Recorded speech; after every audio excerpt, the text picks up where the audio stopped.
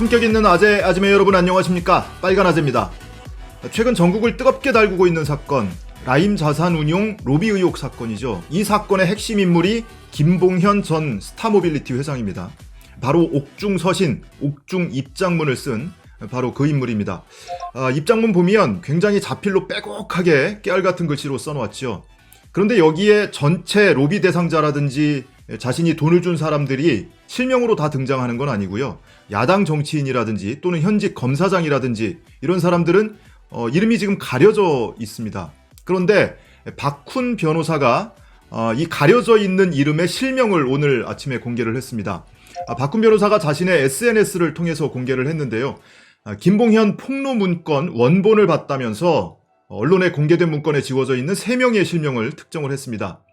자, 먼저 김봉현 전 회장이 작성한 문건을 보면 이 검사장 출신의 야당 유력 정치인을 모 전 대표 최측근 정치인 이렇게 기입을 해놨고요. 이강세 전 광주 MBC 사장 관련한 인사청탁성으로 수차례 현금을 지급한 인물로 김이라고만 성만 공개를 해놨습니다. 그리고 세 번째로 2019년 12월 수원 사건 관련 로비 대상자로 모 지검장이라는 부분만 있고 이름이 지금 가려져 있죠. 자, 그런데 박훈 변호사 주장에 따르면 이 첫 번째 인물 검사장 출신의 야당 유력 정치인은 황교안 전 대표의 최측근 정치인이다 라면서 황교안이라는 이름을 특정을 했습니다. 이 최측근 정치인이라는 이름은 또 다른 인물이죠. 자, 그리고 두 번째 이강세 전 광주 MBC 사장과 함께 적시된 인물, 이 인물은 바로 김장겸 전 MBC 사장이라는 겁니다. 세 번째 수원 사건 관련 로비 대상자는 윤대진 지검장이라고 특정을 했습니다. 여기에 나오는 윤대진은 대윤 소윤할 때 바로 그 윤대진입니다. 대윤은 윤석열, 소윤은 윤대진.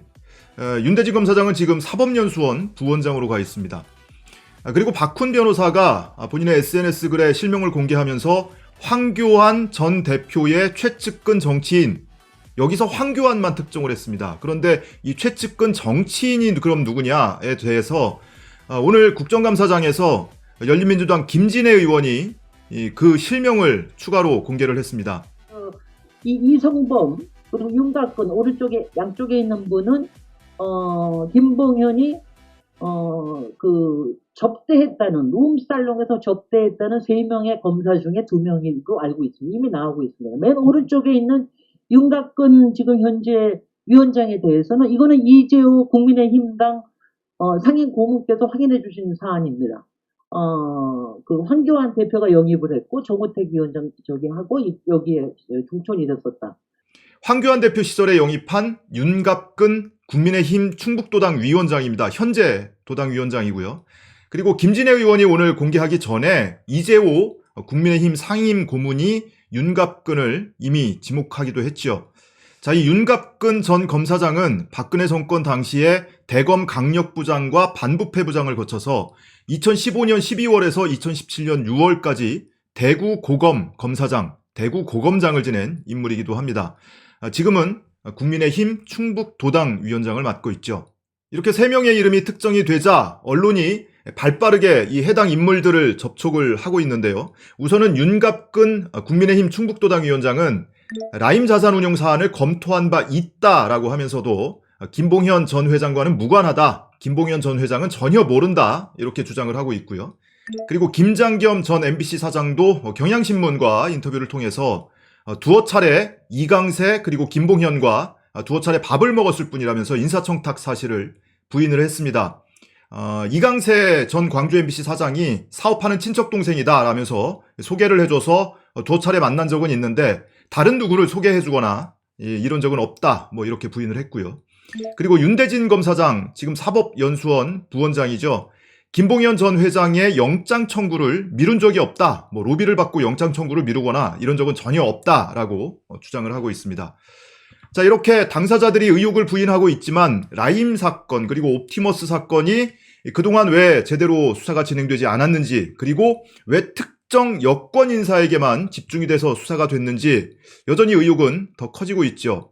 이와 관련해서 오늘 국정감사장에서 민주당 김용민 의원이 새로운 폭로를 했습니다. 충격적인 일이다 라면서 라임 자산운용의 윤석열 총장의 장모와 그 부인 사건의 그림자가 아른거린다라면서 새로운 사실을 밝혔습니다. 이 내용은 직접 들어보시죠. 지금 보시는 것처럼 라인자산운용의 관계사인 DA테크놀로지의 대표이사와 이사는 아시다시피 윤석열 총장 장모가 잔고증명서를 위조했던 사건 신한저축은행의 대표이사와 이사와 동일한 사람입니다. 관계사로 보이는 것이죠. 또 도이치모터스 주가 조작 사건의 선수로 뛰었던 이모 씨 있습니다. 이 사람이 보니까 라인자산운용의 관련사인 동양네트워크의 부회장입니다. 이 정도면 왜 라인 사건이 수사가 제대로 안 됐는지를, 그리고 왜 여권을 향한 수사가 진행됐는지를 좀 보여주는 것 같습니다. 다시 말하면 윤석열 총장의 장모 그리고 부인이 관련돼 있는 주가 조작 사건 그리고 잔고증명서 위조 사건의 피의자가 이 라임자산운용과도 연관돼 있다. 그래서 검찰이 이 사건을 뭉개고 특정 여권 인사만 잡고 있는 것 아니냐, 이런 의혹을 제기한 겁니다.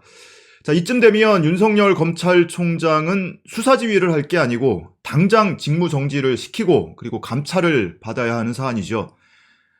뿐만 아니고 이 옵티머스 사건을 수사 총지휘를 했던 전 남부지검장 송삼현 변호사, 지난 7월까지 남부지검장을 지내다가 퇴임을 했는데 퇴임하자마자 이 옵티머스 사건의 변호를 맡고 있습니다. 자신이 검찰에 몸담고 있으면서 수사를 총지휘했는데 그 당시에 부실수사다라는 지적이 나왔단 말이에요. 그런데 7월에 퇴임하자마자 이 옵티머스 관련 사건의 변호를 맡고 있다. 이게 변호사법 위반 명백합니다. 현재 변호사법 제31조 제3항 보면 공무원으로서 직무상 취급하거나 취급하게 된 사건은 변론을 맡을 수 없게 돼 있습니다. 수임을 할 수 없게 돼 있어요. 이런 사건을 수임을 할 경우에는 수임 제한에 걸려서 1년 이하의 징역 또는 1,000만 원 이하의 벌금형에 처하도록 돼 있습니다. 그러니까 이것도 변호사법 위반으로 당장 수사에 착수를 해야 할 사안이죠. 결국에 답은 공수처밖에 없다라는 생각을 하게 됩니다. 자, 오늘 영상 유익했다면 좋아요, 구독 버튼 눌러주시고요. 영상이 올라올 때 남들보다 좀 빨리 받아보고 싶다 하는 분들은 종 모양 알림 버튼도 눌러주시기 바랍니다.